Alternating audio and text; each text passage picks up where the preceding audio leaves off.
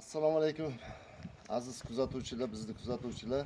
Termitlarga qarshi, ya'ni sariqurt, xalq shevasida vahmak, vayvayak deb ataluvchi hasharotga mana bu qo'ldosh bobomizni uylarida ish olib boryapmiz.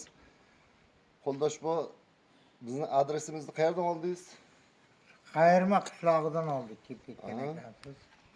Singlingizni uyiga Uyiga 10 yil oldin qo'yilgan. Natija qanaqa bo'lgan? natija hozir yaxshi deydi. 100% natija bo'lgan.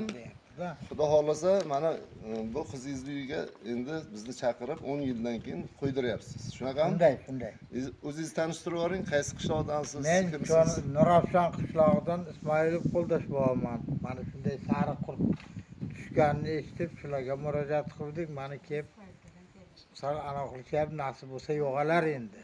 Nasib bo'lsa Xudo xolasa 100% natija qilib beramiz. Bugun 13-oktyabr 2025-yil.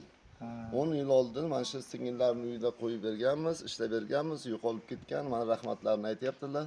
Xudo xolasa Qo'ldosh boboning uylarida ham shunaqa natija beramiz. Sog' bo'linglar, salomat bo'linglar. Ey yasha.